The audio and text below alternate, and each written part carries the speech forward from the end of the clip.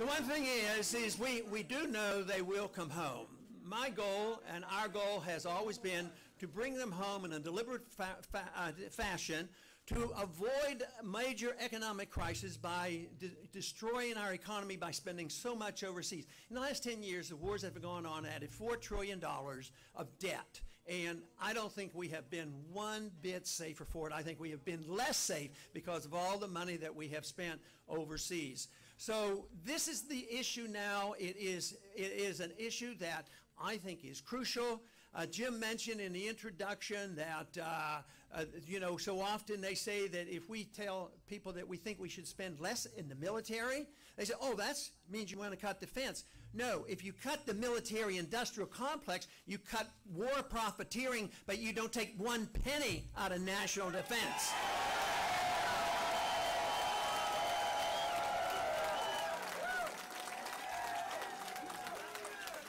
And besides, we're flat out broke. Fortunately, we did not have to fight the Soviets. The Soviets brought themselves down for economic reasons. Do you know that they were so foolish and thought themselves so bold that they could pursue their world empire that they invaded Afghanistan?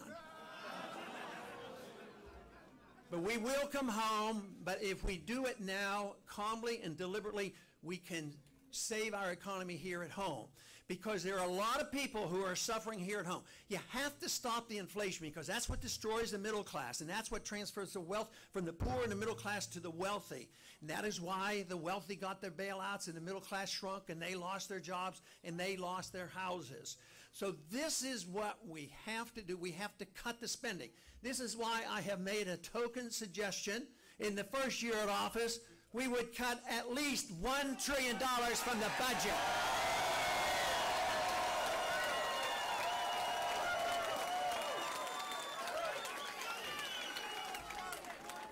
Now, the one thing that the talk you hear in Washington is pure talk, because there is nobody suggesting, the other candidates are not talking about real cuts. They're talking about cutting proposed increases out in 10 years. They say, oh, we'll cut $1 trillion.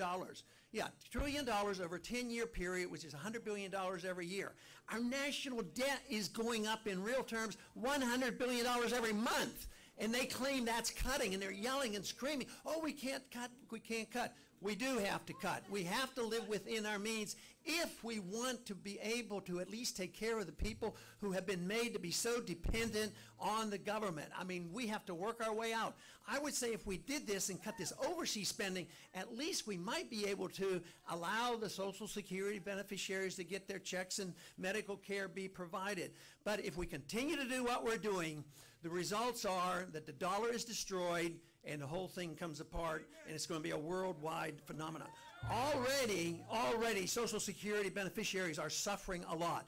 Their income is shrinking because the value of the dollar is going down, so they're getting their checks cut. And that is why you have to think about the cutting and stopping the inflation.